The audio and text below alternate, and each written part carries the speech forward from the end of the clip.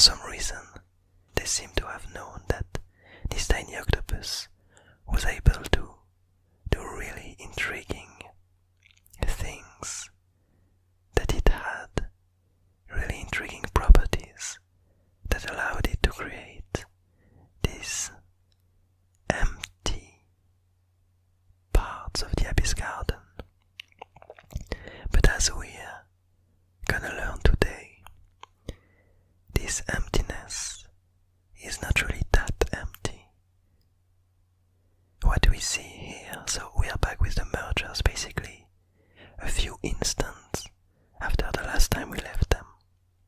And what's happening there is that as soon as the tiny octopus managed to create its emptiness, it somehow got attracted by it. It somehow almost instantly started to collapse into it, to the dismay of the mergers, to their lack of understanding, because it does seem unfathomable for them to not be able to perceive what's happening. All they can see is the tiny octopus getting swallowed by emptiness, by its own emptiness, by its own hollowness.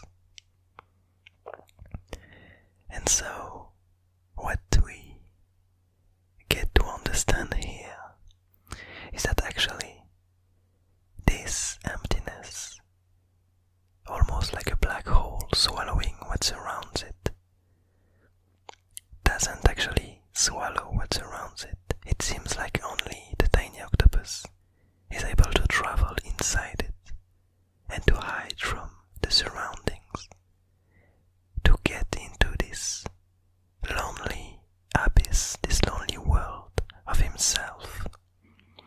And we do have at the top right of the doodle this representation of the place where the tiny octopus is heading. And something that you might realize if you've seen the doodle interloper is that actually this peculiar drawing that we have here with the word escape gives us quite an interesting hint as to what the interloper is, because the way it's represented, the tiny octopus here is represented in the exact same way, in this hollowness, this absence.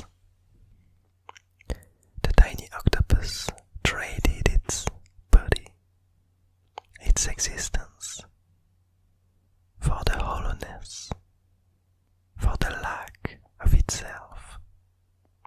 And so that's what we see here, as it travels into emptiness.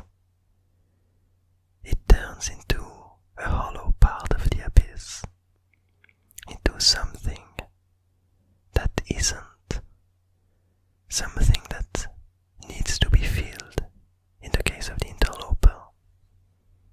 But in the case of the tiny octopus, it seems to be something that can't be filled, something that needs to stay hollow and to flee, to get us further away from where it came from,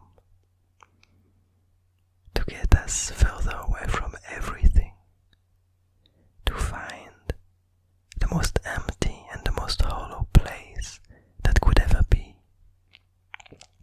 to find the core of himself as far as possible from anything, which relates a lot to this tiny tale of the first seed. And I think I'm quite happy with how it is portrayed here, and how we see this tiny octopus able to escape the rest of the abyss garden, even though he might not know it, and the interloper either might not know it, but they are actually living in the same place, in this same emptiness. But while the interloper is interacting with the abyss garden,